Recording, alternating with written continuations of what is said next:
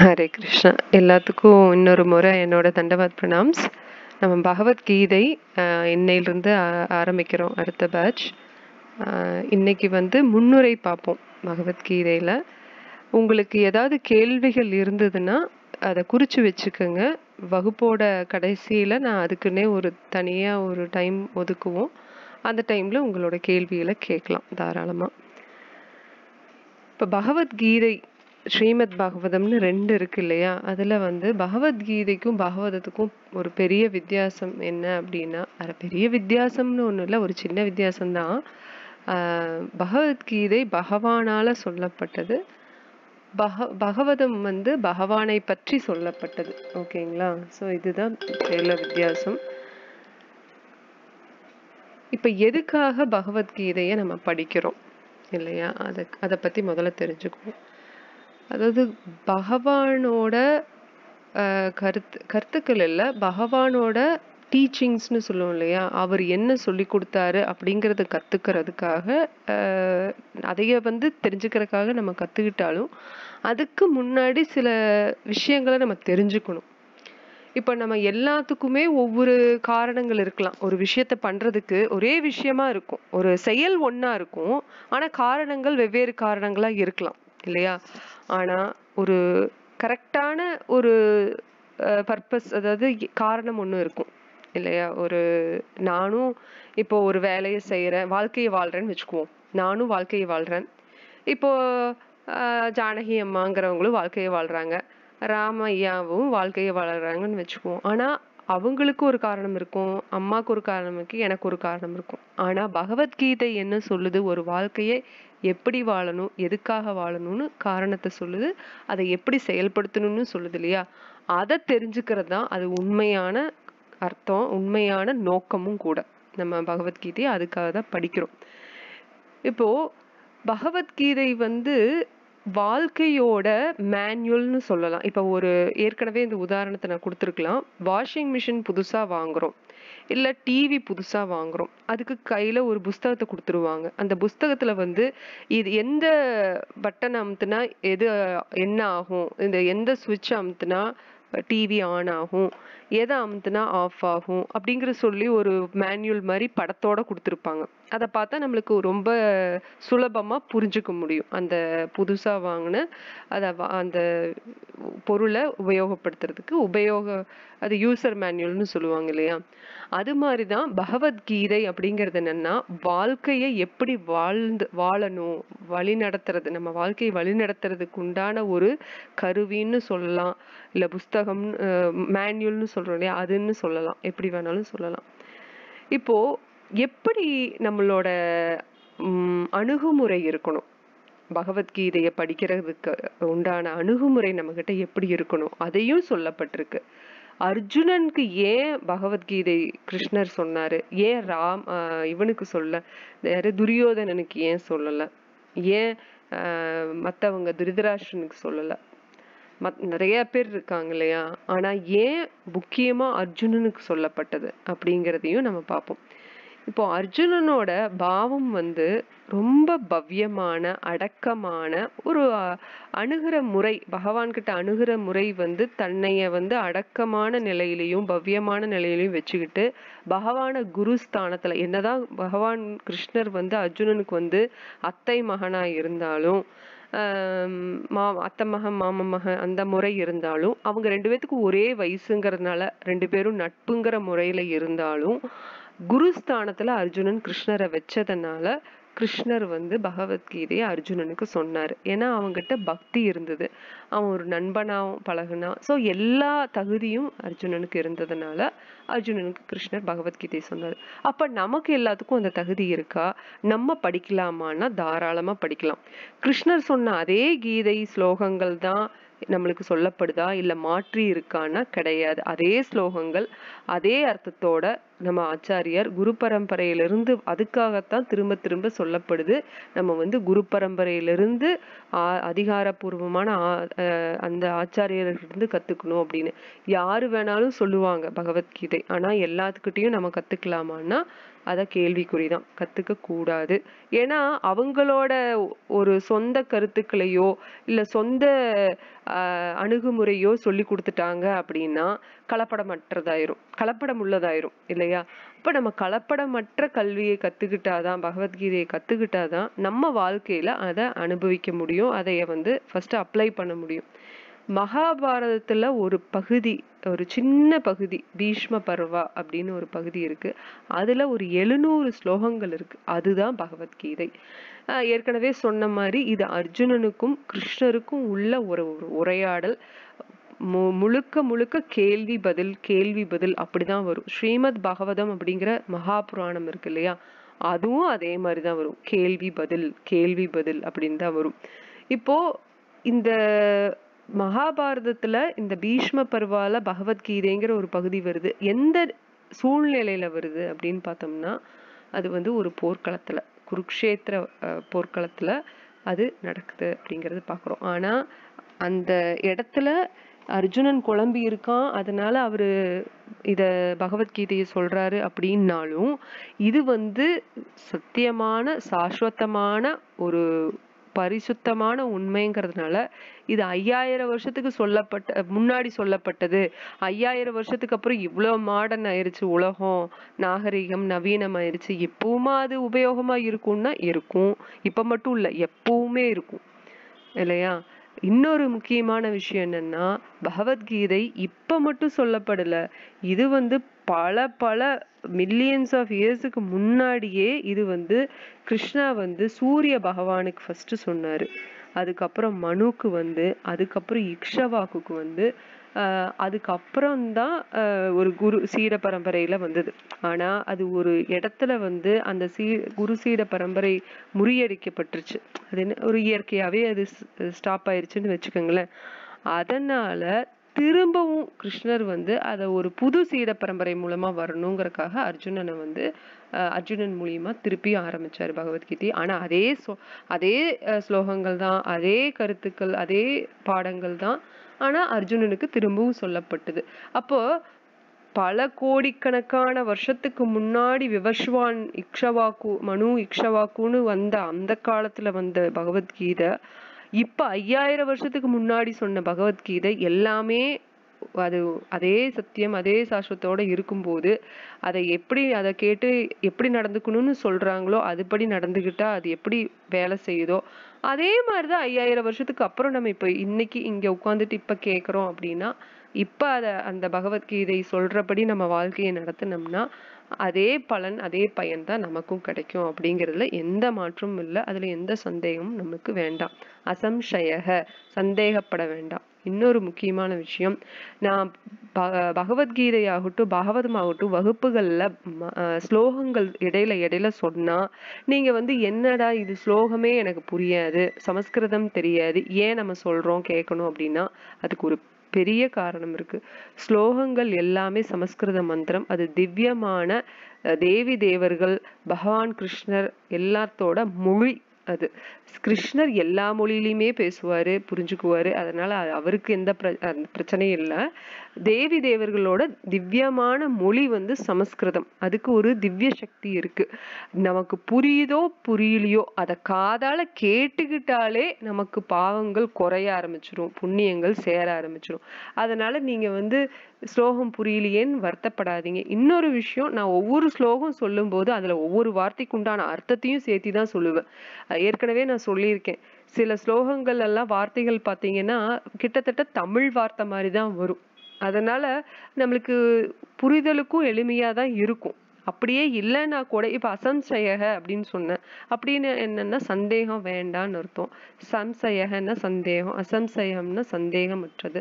அப்போ அதையும் நான் சேர்த்தி தான் சொல்லுவேன். உங்களுக்கு தமிழ் அர்த்தம் சொல்றதுனால அது புரிஞ்சுக்கும்.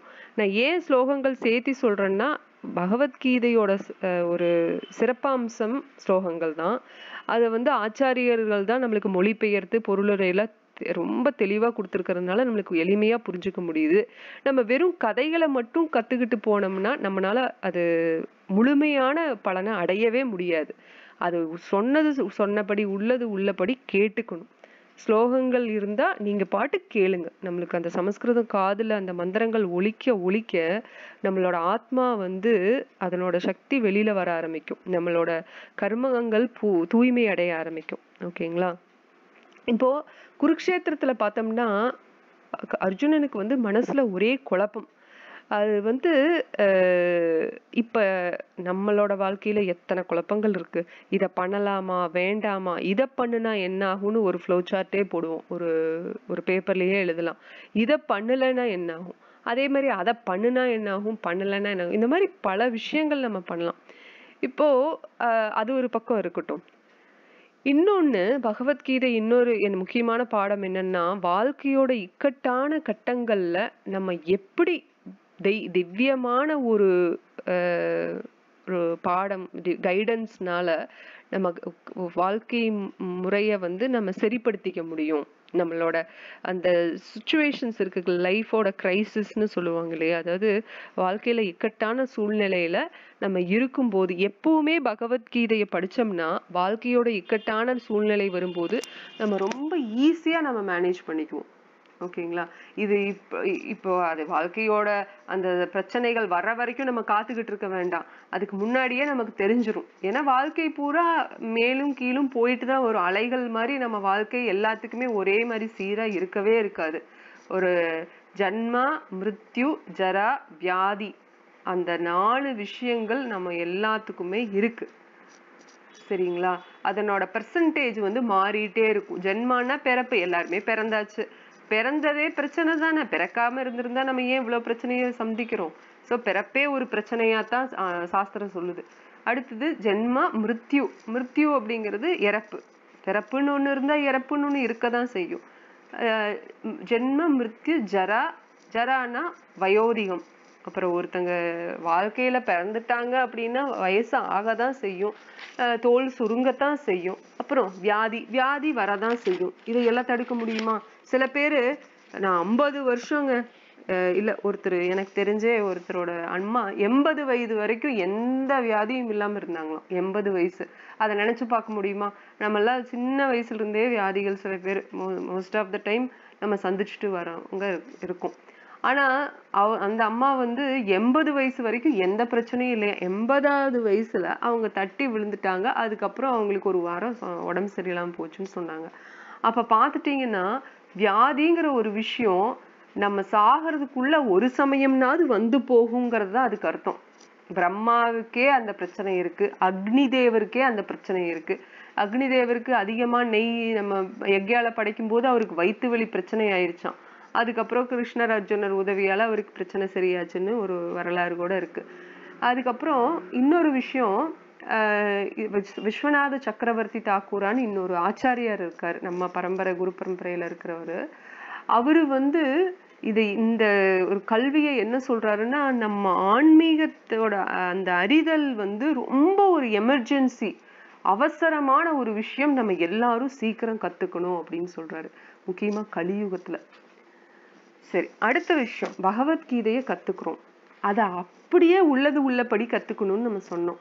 ஏன் அப்படி அப்படின்னா, நம்ம வந்து ஒரு தூய்மையான பக்தர்கள் கிட்ட இருந்து, அதாவது நம்ம ஆச்சாரியர்கள் பெருமக்கள் கிட்ட இருந்து, அந்த பிரம்மா, நாரதா, வியாசா, அப்படியே பரம்பரை வருது, சைத்தன்ய மகாபிரபு, அப்புறம் நம்மளோட ஸ்ரீல பிரபுபாத் வரைக்கும் நம்மளுக்கு அந்த பரம்பரை வருது. அப்படின்னா நம்ம அந்த பரம்பரையில எல்லாரும் அந்த தூய பக்தர்கள் சீட பரம்பரை மூலியமா நம்மளுக்கு வந்து அந்த பக்தியை வந்து பகவத்கீதை ஆகட்டும் பாகவதம் ஆகட்டும் உள்ளது உள்ளபடி சொல்றதுனால, நம்மளுக்கு அந்த திருச்சி பேசாம அவங்க சொல்றதுனால நம்மளுக்கு கிருஷ்ணர் என்ன சொல்றாருங்கிறது நம்மளுக்கு டைரக்டா வந்து சேருது. இல்ல அவங்க ஒரு கதையை சொல்ல நம்ம ஒரு மாதிரி புரிஞ்சுக்க, இப்போ ஒண்ணும் இல்ல, நம்மளுக்குள்ளேயே ஒரு கம்யூனிகேஷன் நடக்குது, பேச்சுவார்த்தை நடக்குது. ஒருத்தருக்கு ராதா அப்படிங்கிறவங்களுக்கும் ராமாங்கிறவங்களுக்கும் ஒரு பேச்சுவார்த்தை நடக்குதுன்னு வச்சுக்கோங்க. அப்ப அவங்க வந்து இவங்க ஒரு அர்த்தத்துல சொல்லியிருப்பாங்க, அவங்க ஒரு அர்த்தத்துல புரிஞ்சிருப்பாங்க. அப்போ ஒரு கடைசியில அந்த 2 விஷயமும் லலிதான்னு ஒரு அம்மா கிட்ட போய் சொல்லும் போது அப்படியே அது ஒரு உல்டாவா ஒரு கதையா வரும். இன்னும் ஒரு 10 பேர்த்துக்கிட்ட அந்த விஷயம் மாறும்போது அந்த உல்டா கதை இன்னும் படு உல்டாவா மாறிடும் இல்லையா? அதெல்லாம் அவாய்ட் பண்ணும், அதெல்லாம் நம்ம தவிர்க்கணும். அப்படின்னா நம்ம வந்து இருக்கிற மாதிரியே அவங்க என்ன சொன்னாங்களோ அதை அப்படியே சொல்லணும். இவங்க என்ன சொன்னாங்களோ அதை அப்படியே சொல்லணும் இல்லையா? அது நமக்கு வராது. ஆனா நம்ம குரு பரம்பரையில அந்த சீட பரம்பரைன்னு சொல்றோம் இல்லையா, நம்மளோட ஆச்சாரியர்கள் பிரமாதமா அதை பண்ணியிருக்காங்க. இல்லைன்னா இப்போ இத்தனை பரம்பரையில அதாவது இந்த நம்ம பரம்பரையில இத்தனை ஆச்சாரியர்கள் வந்தாங்களே, யாராவது மாத்தி சொல்லியிருந்தா நம்மளுக்கு பகவத்கீதை அப்படியே கிடைச்சிருக்குமான்னா கிடைச்சிருக்காது. பிரபுபாத் தெளிவா அழகா ஆசிட்டிஸ்னே வச்சிருக்காரு. பகவத்கீதை ஆசிட்டிஸ், பகவத்கீதை உண்மை உருவில் அப்படின்னு சொல்றாரு. ஏன்னா அது நம்ம மாறிடுச்சு அப்படின்னா அது ஒரு விஷம் மாதிரி. சில விஷயங்கள் ஆகட்டும், சில கருத்துக்கள் ஆகட்டும், ஆத்மா அப்படிங்கிற ஒரு விஷயம், சமஸ்கிருதத்துல ஒரு வார்த்தை ஆத்மா, அதுக்கு அந்த பகவத்கீதை ஸ்லோகத்திலேயே ஒரு அர்த்தம் இருக்கும். பொதுவான அர்த்தம் ஒண்ணு இருக்கும். ஆத்மானா சரி, இது நம்மளோட ஆன்மான்னு சொல்றோம்ல, அதுதான் ஆத்மான்னு சொல்றோம். ஆனா அந்த ஆத்மாக்கே சரீரம்னு ஒரு சில சமயம் பொருளாகும், சில சமயம் பகவானையே ஆத்மாம்போம், பகவான பரமாத்மாவும் சொல்லுவோம். எப்படி பிரம்மம் பரபிரம்மம் நல்லா இருக்கு, அந்த மாதிரி பிரம்மா வேற பிரம்மம் வேற இல்லையா? ஆனா எல்லாருமே ஒரு காலத்துல பிரம்மாவா தான் இருக்கும். இந்த மாதிரி குழப்பி வரும். ஆனா ஒரே வார்த்தை தான், ஒரே சமஸ்கிருத வார்த்தை தான். அர்த்தங்கள் வந்து அதுக்கு அந்த சூழ்நிலைக்கு தகுந்த மாதிரி மாறும். அந்த ஸ்லோகம் எந்த சூழ்நிலையில சொல்லப்பட்டதோ அதுக்கு தகுந்த மாதிரி மாறும். அது யாரு சொல்லி கொடுப்பா? நம்ம படிச்சோம்னா என்ன நினைப்போம்? டிக்ஷனரி பாக்குறோம், சமஸ்கிருதம் டு தமிழ் அப்படிங்கிற ஒரு டிக்ஷனரி இருக்குன்னு வச்சுக்குவோம். டிக்ஷனரினா அந்த வார்த்தையிலிருந்து இன்னொரு வார்த்தைக்கு, அதாவது ஒரு மொழியிலிருந்து இன்னொரு மொழியில பெயர்த்து சொல்றது அதே அர்த்தத்தை. அப்போ நம்ம அதை பார்த்துட்டு, ஓ ஆத்மானா ஆன்மான்னு அர்த்தமா, புரிஞ்சிருச்சு. இப்ப நம்ம பாக்குறோம் அந்த ஸ்லோகத்தை. ஆனா அந்த ஸ்லோகத்துல ஆத்மாக்கு அது அர்த்தம் இல்ல, சரீரம்ங்கிற அர்த்தம் தான். அதை நம்ம தப்பா புரிஞ்சுக்கிட்டோம்னா அதனோட ஸ்லோகத்தோட அர்த்தமே மாறி போயிருமா? அப்ப நம்மளோட புரிதல் மாறும், நம்மளோட செயல் மாறும். இது ஒரு சின்ன உதாரணம். ஆனா அதை அப்படியே ஆச்சாரியர்கள் நம்மளுக்கு சொல்லும் போது, கிருஷ்ணர் சொன்னதா ஆச்சாரியர்கள் சொல்லும் போது, கிருஷ்ணர் சொன்னது நமக்கு சொன்ன மாதிரி ஆயிடுச்சு இல்லையா? அதுதான். அப்ப ஒரு நேர்மையான வழியில வந்த அந்த சீர பரம்பரை மூலியமா, தூய்மையான பக்தர்கள் மூலியமா நமக்கு வர்றதுனால அது அப்படியே கிடைக்கும். இதுக்கு ஒரு உதாரணம் சொல்றாரு ஸ்ரீல பிரபுபாதர். என்னன்னா, இப்போ ஒரு மாத்திரையை வந்து ஒரு மருத்துவர் கொடுக்குறாருன்னு வச்சுக்குவோம். அதை வந்து அவர் எழுதி கொடுக்குறாரு, இதை காலையில ஒரு வேளை இப்படிதான் சாப்பிடணும், சாப்பிட்றதுக்கு முன்னாடி சாப்பிடணும், இல்ல பொடி பண்ணி அதை வந்து தேன்ல கலந்து சாப்பிடணும், சுடுதண்ணியில சாப்பிடக்கூடாது, பால் சாப்பிடும் போது இதை சாப்பிடக்கூடாதுன்னு சில விதிமுறைகளும் இருக்கும். விதிமுறைகள் இருக்கும். பண்ணக்கூடாது பண்ணக்கூடாததுன்னு இருக்கும். இப்ப நம்ம கொடுத்த மாத்திரையை நம்ம இஷ்டம் போல சாப்பிட்டா என்ன ஆகும்? அதுக்கு உண்டான விளைவுகளை நம்ம தான் சிந்திக்கணும் இல்லையா? அதே போலதான் கிருஷ்ணர் சொன்ன பகவத்கீதைய எந்த ஒரு கலப்படம் இல்லாம நம்ம கேட்கும் போது ஆன்மீகத்துல நமக்கு எந்த பிரச்சனையும் வராது. பௌதீகத்திலையும் தான். இல்ல நம்ம மாத்தி கேட்டுட்டோம் அப்படின்னா, ஏற்கனவே இந்த உதாரணம் சொன்ன மாதிரி, ஒரு சர்ப்பம் வந்து பால்ல தொற்றுச்சுன்னா, அதனோட விஷம் பட்டுச்சுன்னா பாக்குறதுக்கு பால் மாதிரிதான் இருக்கும். ஆனா விஷம் கலந்தது பாக்குறதுக்கு நமக்கு தெரியாது. இந்த பௌதீக கண்களால நம்மளால வித்தியாசப்படுத்தி பார்க்க முடியாது. அப்ப அந்த பாலை குடிக்கும் போது நம்மளுக்கு உண்டான விளைவுகள் நம்ம சந்திச்சுதானே ஆகணும். அப்ப நம்ம பரம்பரையில சீர பரம்பரையில வராத ஒருத்தங்க பகவத்கீதை சொல்றாங்கன்னு நம்ம போய் உட்கார்ந்து கேட்டுட்டோம்னா அது அதுக்கு சமம் அப்படின்னு சொல்லி நம்ம ஆச்சாரியர்கள் சொல்றாங்க.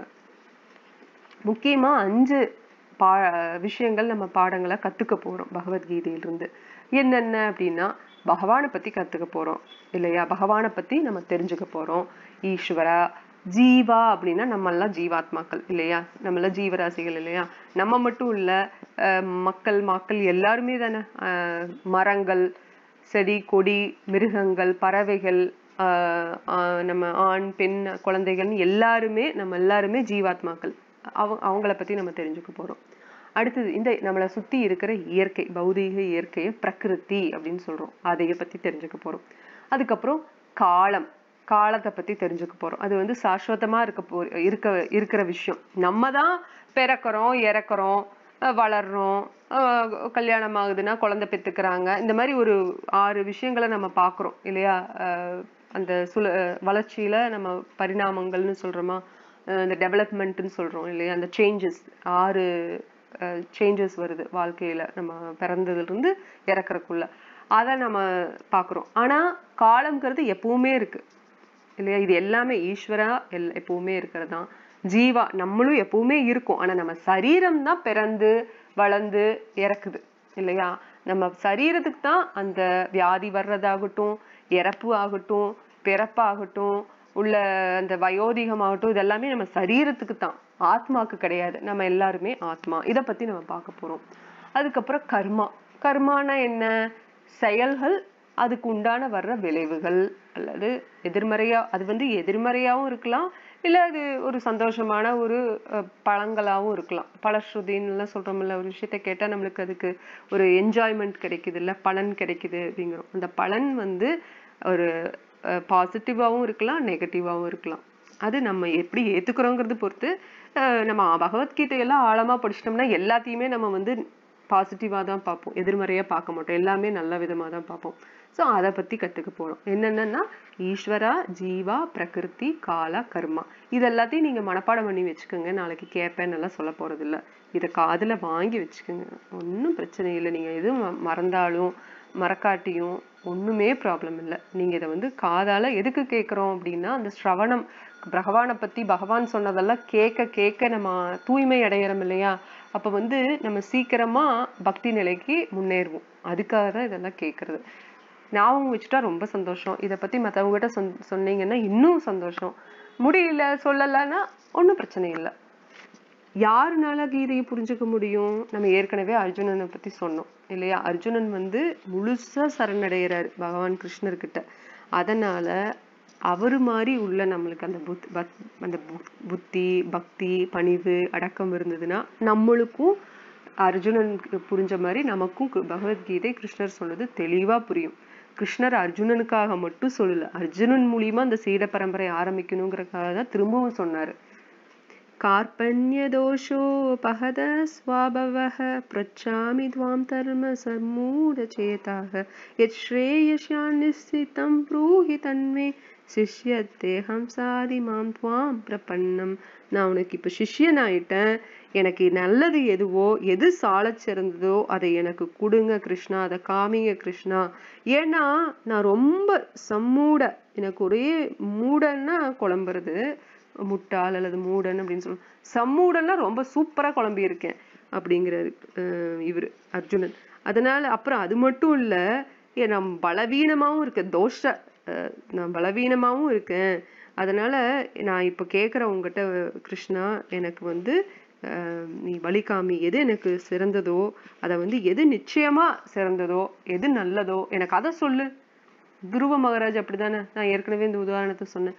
நாரத முனி போய் துருவ மகாராஜ் கிட்ட சொல்லுவார், நீ என்னப்பா பண்ற, போய் உங்க அம்மா சொன்னாங்கன்னு போய் காட்டுக்கு போற, 5 வயசு ஆகுது, காட்டுக்கு போய் தியானம் பண்றேன்னு போற, பகவானை பார்க்கணும், எனக்கு என்னோட தாத்தா பிரம்மனை விட எனக்கு பெரிய பொசிஷன் வேணும், ஸ்தானம் வேணும்னு சொல்லிட்டு நீ தியானம் பண்றேன்னு 5 வயசுல போற, 5 வயசுல போய் பந்து விளையாடுறத விட்டு போட்டு இதுக்கு பகவானை தேடி தியானம் பண்றேன்னு போறையே, நல்லாவா இருக்கு, போய் விளையாடு போ அப்படின்னு நாரதர் வேணும்னே சொல்லுவாரு துருவ மகாராஜோட அந்த மனநிலையை சோதிக்கிறதுக்காக. அப்ப துருவன் மகாராஜ் சொல்லுவாரு, ஏன் நம்ம மகாராஜ்னு சொல்றோம் 5 வயசு பையனை அப்படின்னா, மகாராஜ்னா அவங்க மகாத்மாக்கள் இல்லையா, அவங்களுக்கு ஒரு மரியாதை கொடுக்கறதுக்காக ராதா மகாராணி, துளசி மகாராணி, துருவ மகாராஜ், பிரலாத மகாராஜ் அப்படின்னு நம்ம சொல்றோம், நந்த மகாராஜ் அப்படின்னு. அவங்க ராஜாக்கள், அரசர்கள்ங்கிறதுக்காக சொல்ல, அவங்க எல்லாம் பெரிய பக்தர்கள்லாம் மகாத்மாக்களா இருந்தாங்க இல்லையா, அதனால அவங்க மரியாதைக்காக மிஸ்டர் அப்படின்னு சொல்றோம்ல, ஸ்ரீமதி அந்த மாதிரி அதை சொல்றது. துருவ மகாராஜ் சொல்றாரு, நாரத முனி நீங்க எனக்கு ஏதாவது நல்ல அட்வைஸ் கொடுக்கறதுன்னா கொடுங்க, இந்த மாதிரி இப்படி எல்லாம் சொல்லி என்னோட நேரத்தை வீணடிக்காதீங்க, தள்ளுங்க அப்படின்னு சொல்லுவாரு. அப்புறம் நாரதர், சரி நான் சொல்றேன், ஓம் நமோ பகவதே வாசுதேவாய அப்படிங்கிற மந்திரத்தை நான் உனக்கு சொல்லி கொடுக்குறேன், நீ அதையவே சொல்லி தியானம் பண்ணு, பகவான் உனக்கு வருவாரு, கண்ணில் தர்ஷனம் கொடுப்பாரு அப்படின்னு சொல்லுவாரு. அப்ப அந்த மாதிரி நம்ம அந்த பக்குவத்துல இருக்கணும். அந்த பக்குவம் வரலையா, வர்ற வரைக்கும் நம்ம முயற்சி செய்யணும், பிரார்த்தனை செய்யணும், வேற என்ன பண்ண முடியும்? வர வரைக்கும் நம்ம பொறுமையா பிரார்த்தனை செஞ்சுட்டே இருக்கணும். ஆனா பகவான் கிட்ட ஒரு பிடிச்ச விஷயம் என்ன தெரியுங்களா, நம்ம மனசுக்குள்ள ஆசைப்பட்டாலே பகவத் ரீதியா அதை உடனே நிறைவேற்றி வைப்பார். பௌதீக ரீதியாவே நிறைவேற்றி வைக்கும் போது துருவ மகாராஜ் எதுக்கு போய் முதல்ல வேண்ட போனார் தியானம் பண்றதுக்கு? அவர் பிரம்மாவோட பெரிய ஸ்தானம் வேணும் தான், அவரை விட பிரம்மாவே உலகத்துக்கே அவரு தான் ஒரு கடவுள் அளவுக்கு அவரை கொண்டாடப்படுறோம். ஆனா பகவான் தான் முன்முதற் கடவுள், பகவானுக்கு கீழே தான் வர்றவர் பிரம்மன். உலகத்தை படைச்சது பிரம்மன்னு நம்ம நினைச்சிட்டு இருக்கோம், உலகத்தை படைச்சது கிருஷ்ணர். ஆனா செகண்டரியா அடுத்த நிலையில கிரியேட் பண்ணதான். இப்ப நான் வந்து இப்போ என்னோட அம்மா வந்து என்கிட்ட வந்து ஒரு குழம்பு வைக்கிறதுக்கு உண்டான காய்கறி எல்லாம் கொடுத்துட்டு எப்படி செய்யறதுன்னு சொல்லிட்டாங்க. நான் போய் செய்ய வேண்டியதுதான். அப்ப பாக்குறவங்க என்ன நினைப்பாங்க, நான் தான் செஞ்சேன்னு நினைப்பாங்க. ஆனா விஷயமெல்லாம் எனக்கு ஒண்ணுமே தெரியாது. அடுப்பு எப்படி பத்த வைக்கிறதுன்னு கூட எனக்கு தெரியாது. அம்மா சொல்லிதான் எனக்கு தெரியுது அப்படின்னா, அப்ப நான் பெருமையா பீத்திக்குவனா? கிடையவே கிடையாது. இது பிரம்மரே சொல்லுவாரு, எனக்கு எதுவும் தெரியாது, பகவான் கிருஷ்ணர் எனக்கு வழி நடத்துறதுதான், அதப்படி நான் செய்யறேன் அப்படின்னு. அந்த கதையெல்லாம் நம்ம பின்னாடி பார்ப்போம்.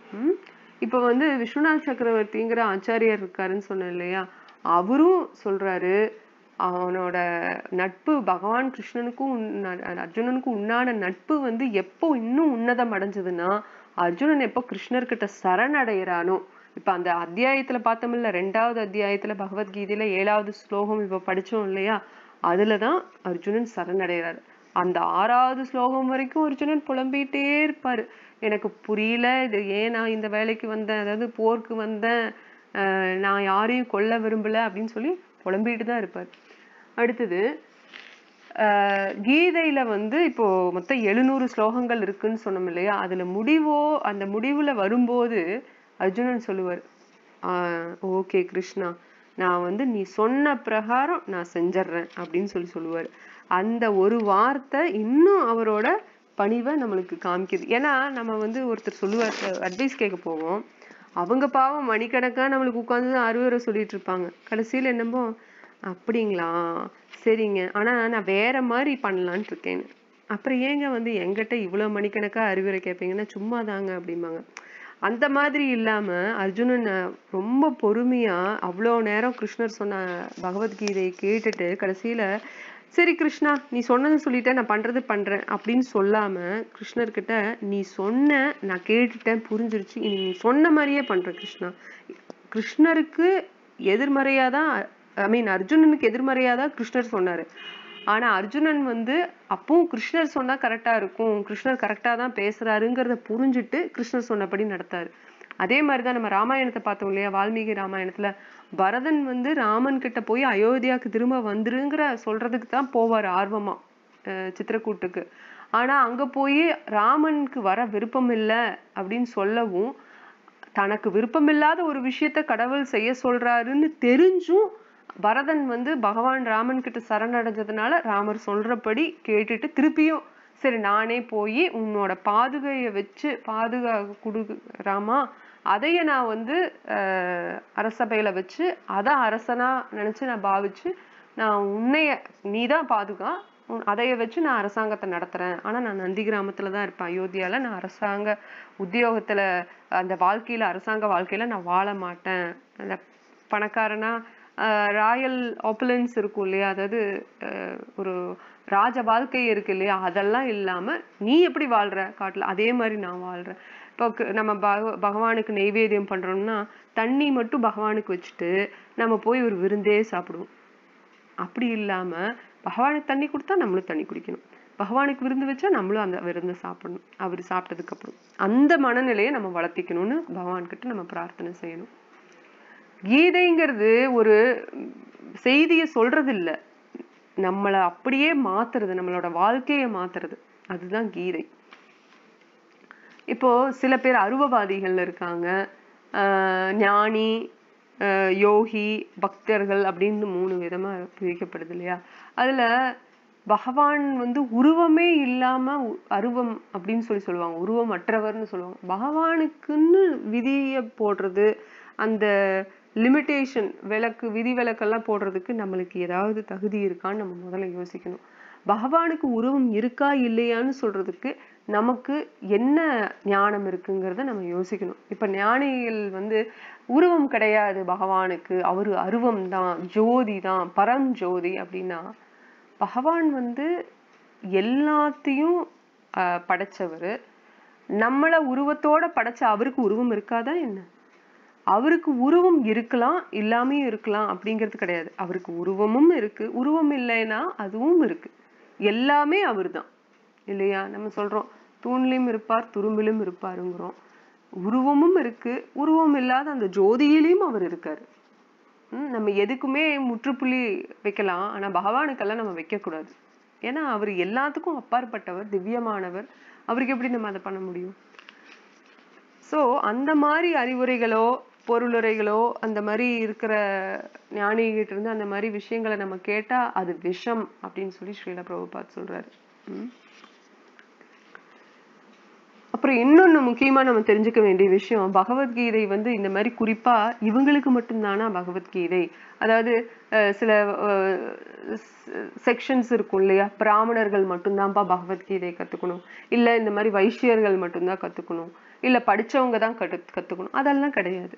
எல்லாருமே, எல்லா ஜீவராசிகள், அது மாடாகட்டும், பசுவாகட்டும், பறவை ஆகட்டும், எல்லா ஜீவராசிகள், நம்ம ஆண் ஆகட்டும் பெண் ஆகட்டும், இருபாலர்கள், அந்த டிரான்ஸ்ஜெண்டர்னு எல்லாம் சொல்றாங்க இல்லையா, யாரா இருந்தாலும் சரி பகவத்கீதையை எல்லாருமே கத்துக்கலாம். அதன்படி வாழ்க்கையை நம்ம வாழலாம். இது எல்லாத்துக்குமே பொருந்தக்கூடிய ஒரு சாஸ்திரமானது இந்த கீதா பகவத்கீதை. அடுத்தது, இப்ப நான் சொன்ன மாதிரி 5000 வருஷம் ஆயிருச்சு சொல்லி, நம்ம இப்ப நவீன காலமும் வந்துருச்சு. இப்ப நம்ம நவீன காலத்துக்கு தகுந்த மாதிரி நவீன பிரச்சனைகளும் இருக்குது, நவீன குழப்பங்களும் இருக்கு. அதுக்கும் இது பொருந்துமானா கண்டிப்பா பொருந்தும். அதுக்கும் இது வந்து நம்மளுக்கு ஒரு தெளிவான ஒரு பாதையை காமிக்குது அப்படின்னு சொல்லி சொல்லப்படுது. நம்ம பகவதத்துக்கூட இத வந்து பார்த்தோம்னா, ஏற்கனவே சொன்ன மாதிரி பகவத்கீதையில கிருஷ்ணர் சொல்றாரு, தான் தான் உன் முதற் கடவுள்னு சொல்றாரு. அவர் மட்டும் இல்ல, அர்ஜுனனும் சொல்றான். அர்ஜுனன் வந்து ஸ்லோகத்துல சொல்றான், கிருஷ்ணர் வந்து கிருஷ்ணா நான் மட்டும் சொல்லல, பெரிய பெரிய தேவ ரிஷிகள் நாரதா, அப்புறம் வியாசர், இந்த மாதிரி எல்லாரும், பிரம்மன், இந்த மாதிரி நிறைய பேர் சொல்றாங்க, நீ பரபிரம்மன், நீதான் பரமபுருஷ பகவான்னு அப்படின்னு சொல்லி கீதையில அர்ஜுனனே சொல்றான். அப்புறம் கிருஷ்ணரும் திரும்ப திரும்ப சொல்றாரு, நான் தான் முன்முதற் கடவுள்னு சொல்றாரு. இப்ப நான் வந்து ஈஸ்வரி லட்சுமி பிரியா தேவிதாசின்னு நான் சொல்றேன், ஏன்னா நான் தான் அது. இப்ப நீங்களும் சொல்றீங்க, ஏன்னா நான் தான் அது. கரெக்டா? அதே மாதிரிதான் பகவான் கிருஷ்ணர்னா அவரு தான் சொல்லணும். அவர் சொன்ன கேட்டுதான் நமக்கு தெரியுது.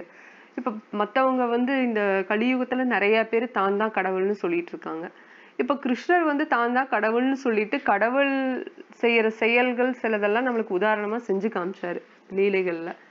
இப்ப சொல்லிட்டு இருக்காங்களே சில பேர் நான் தான் கடவுள்னு, அப்ப அவங்க கிட்ட நம்ம என்ன கேட்கணும்? முதல்ல, நீ கடவுள்னு சொல்றியே, கடவுள் மாதிரி சில விஷயங்களை பண்ணு அப்படின்னா பண்ண மாட்டாங்க.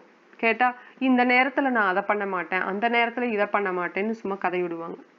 அந்த மாதிரி ஆட்கள் கிட்ட நம்ம முட்டாள்தனமா போய் விழுந்துடக்கூடாதுன்னு நம்மள ஆச்சாரியார் எச்சரிக்கை பண்றாங்க. இப்ப பகவத்கீதைங்கிறது ஆன்மீக வாழ்க்கை வழிமுறைகள்ல சின்னதா ஒரு ஏபிசிடி மாதிரி. அப்படின்னா பகவதம் அப்படிங்கிறது ஒரு படிப்பு பெற்ற ஒரு பட்டம் மாதிரி, படிச்சு படிச்சு கிடைக்கிற பட்டம் மாதிரி அப்படிங்கிறாங்க. அடுத்த நிலை தான் பாகவதம். ஆனா கீதை படிச்சாதான் அடுத்த நிலைக்கு போக முடியும். அதனால உடனே நம்ம பகவதமே டைரக்டா போயிடலாமான்னா வேணாம், பகவத்கீதை படிக்கணும், அடுத்தது பகவதம்.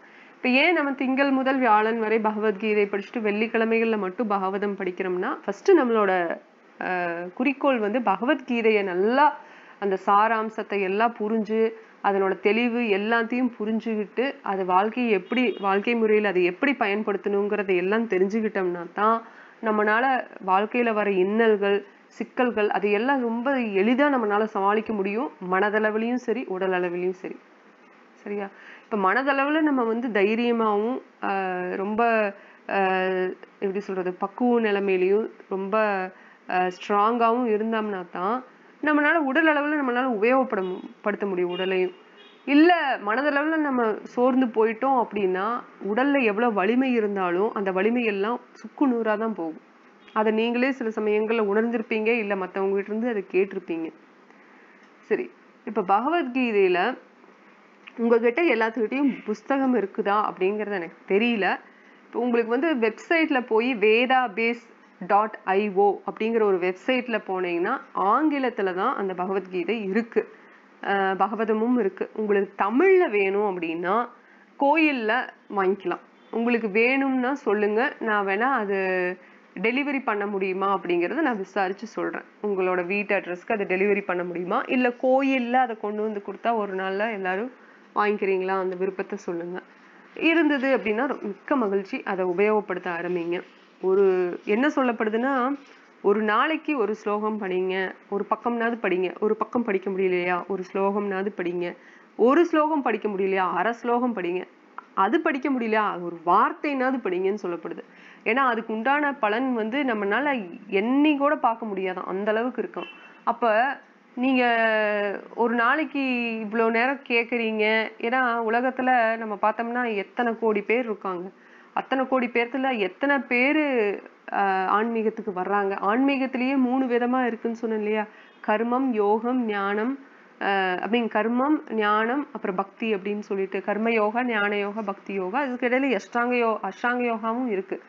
இப்ப இத்தனை விஷயங்கள்ல எத்தனை பேர் பக்திக்கு வர்றாங்க? ஏன்னா அதுதான் இருக்கிறதுலயே உயர்ந்த ஸ்தானத்துல இருக்கிறது. யோகத்திலேயே உயர்ந்த ஸ்தானம்ல இருக்கிறது பக்தி யோகம்.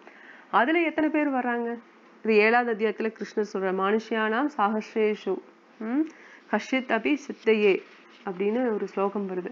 எத்தனை பேர் இருக்காங்க? 1000த்துல ஒருத்தர் தான் இந்த ஆன்மீகத்தை நோக்கி வர்றாங்க. அந்த 1000த்துல ஒருத்தர் தான் வந்து தெளிவா கத்துக்கணும்னு வராங்க. அந்த 1000த்துல ஒருத்தங்க தான் வந்து ஆன்மீகத்தோட முழு நிலையை அடையறதுக்கு உண்டான முயற்சிகளை செய்யறாங்கன்னு பகவான் சொல்றாங்க. அப்ப நினைச்சு பாருங்க, நீங்க எல்லாம் எவ்வளவு கோடிக்கணக்கான பேத்துல ஒரு சிலர்ல தான் நீங்க அந்த அதிர்ஷ்டசாலிகள்ல ஒருத்தங்கள்ல தான் நீங்கெல்லாம். இப்போ பக்தி இங்க எல்லாத்து இதயத்திலயும் ஆல்ரெடி இருக்கிறதுனாலதான் இன்னைக்கு கிளாஸ்ல இருக்கீங்க. அப்ப நம்ம அதை பயன்படுத்திக்கணும். சரியான முறையில உபயோகப்படுத்தி நம்ம அடுத்த நிலைக்கு போகணும். அப்படின்னா நம்ம வந்து டெய்லிக்கும் நம்மளோட முயற்சி கொஞ்சம் போடணும். இல்ல படிக்க முடியல, உங்களுக்கு கேட்கதான் முடியும்னா ஒன்றும் பிரச்சனை இல்லை. அதை நீங்க அப்படியே கண்டினியூ பண்ணுங்க. இல்ல உங்களால ஒரு சில நேரங்கள்ல படிக்க முடியும். ஒரு நாளைக்கு ஒரு மணி நேரமோ, அரை மணி நேரமோ, இல்ல 10 நிமிஷமோ, இல்ல ஒரு பக்கமோ படிக்க முடியும்னா முயற்சி செய்யுங்க. கொஞ்சம் கொஞ்சமா அதை ஒவ்வொரு ஏகாதசிக்கும் அதை அதிகப்படுத்திட்டே வரலாம். இப்ப அடுத்த கிளாஸ்ல நம்ம என்ன பார்க்க போறோம்னா ஸ்லோகங்களுக்குள்ள போக போறோம், பகவத்கீதை ஸ்லோகங்களுக்குள்ள. அதுக்கு முன்னாடி நம்ம வந்து எப்படி என்ன செட்டிங்ஸ்ல இருக்கு அப்படிங்கறது இன்னைக்கு பார்த்துருவோம். குருக்ஷேத்திர போர்ல தான், அந்த போர்க்களத்துல தான் அர்ஜுனனுக்கு கிருஷ்ணர் உபதேசம் பண்ணாரு. கிருஷ்ணர் பகவத்கீதை உபதேசம் பண்ணாரு அப்படிங்கிறத பார்த்தோம். அதுல வந்து இது யாரு கேக்குறாங்க, யாருக்கு சொல்றாங்க, அவரு பாட்டுக்கு அவர் பேசிட்டு இருக்காருங்கிறது ஓகே. ஆனா இத வந்து இன்னொரு இடத்துல இது பேசுறத பத்தி இன்னொரு இடத்துல பேசப்படுது. அது எங்க அப்படின்னா இங்க ஹஸ்தினாபூர்ல அயோத்தியானே வருது. வால்மீகி ராமாயணத்தை பேசி அயோத்தியானே வருது. ஹஸ்தினாபூர்ல திருதராஷ்டிரன் கிட்ட அவனோட முதல் மந்திரி சஞ்சயன் வந்து இத சொல்றாரு. சஞ்சயனுக்கு இதெல்லாம் எப்படி தெரியும்? போர்க்களத்துல நடக்கிற விஷயங்கள் எப்படி மாயாஜாலமா தெரியும்னா கிடையாது. வியாசதேவர் இருக்காரு இல்லையா, அவரு வந்து அந்த ஞான சக்தி, திவ்ய ஞான சக்தியை வந்து திருதராஷ்டிரனுக்கு கொடுக்கறதுக்கு விரும்புவாரு. ஆனா திருதராஷ்டிரன் வேண்டான்ட்டுருவான். ஏன்னா அவனுக்கு கண்ணு தெரியாது. பிறவியிலேயே அவன் வந்து கண்ணு இல்லாம தான் பிறந்தான், பார்வை இல்லாம.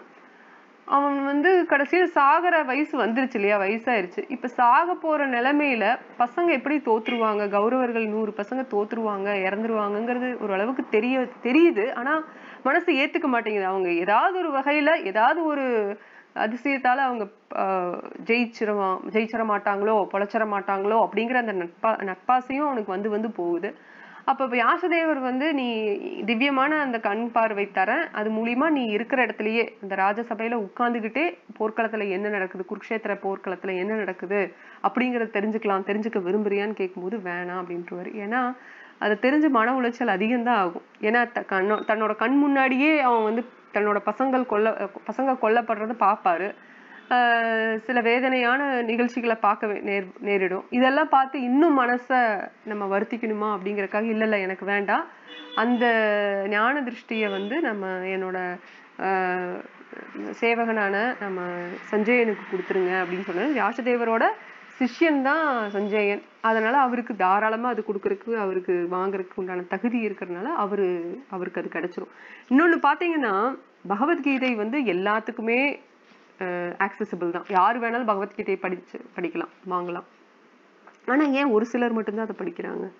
ஏன் அதுல ஒரு சிலர்னாலதான் புரிஞ்சுக்க முடியுது அப்படின்னா அதுக்கு இதுதான் காரணம். இப்ப திருதராஷ்டிரனுக்கு அந்த ஞானம் திருஷ்டி கொடுக்கறேன்னு சொல்லி ஆசீர்வாதம் வந்தாலும் கூட அவன் வேணான்னு சொல்லிட்டான் பாத்தீங்களா? அதுதான் துரதிருஷ்டம். திருதராஷ்டிரனுக்கு அந்த வந்து துரதிருஷ்டனாலதான் அவனுக்கு பக்திங்கிறது கிடைக்கவே இல்லை கடைசி வரைக்கும். அந்த முக்திங்கிறது அவனுக்கு அந்த பிரம்ம ஜோதி தான் கிடைச்சதே தவிர அவனுக்கு உண்மையான முக்தி பக்தியில அந்த முக்தி கிடையாது. அதுவே விதுரன் சொல்லி சொல்லிதான் அவனுக்கு அந்த நிலைக்கும் கூட போக முடிஞ்சது. இல்லைன்னா அவன் நரகத்துக்கு தான் போயிருப்பான் அவன் பண்ண பாவங்கள்னால. சரி, இப்ப எல்லாத்துக்கும் ஒரு கேள்வி. இப்ப நம்ம பார்த்தோம் இல்லையா, ஈஸ்வரன் பகவானை பத்தி தெரிஞ்சுக்க போறோம், அப்புறம் ஜீவாத்மாக்களை பத்தி தெரிஞ்சுக்க போறோம், அதுக்கப்புறம் பிரகிருதி, இந்த இயற்கையை நம்மளை சுத்தி என்னது அது, அதுக்கும் நமக்கும் என்ன சம்பந்தம், பௌதிகத்துக்கும் நமக்கும் என்ன சம்பந்தம், நம்ம ஏன் பிறந்தோம் அப்படிங்கறதெல்லாம் பத்தி தெரிஞ்சுக்க போறோம். அதுக்கப்புறம் நம்ம காலத்தை பத்தியும் கர்மத்தை பத்தியும் தெரிஞ்சுக்க போறோம். இதெல்லாம் ஓகே. இப்போ உங்கள ஒவ்வொருத்தரும் சொல்லுங்க, நீங்க எது இத பத்தி தெரிஞ்சுக்கணும் அதிகமான்னு ஆசைப்படுறீங்க? இல்ல பர்டிகுலரா இந்த விஷயத்துக்காக தான் நான் பகவத்கீதை கிளாஸுக்கு வர ஆரம்பிச்சிருக்கேன் அப்படின்னு ஏதாவது நினைக்கிறீங்களா? அதை பத்தி கொஞ்சம் சொல்லுங்க.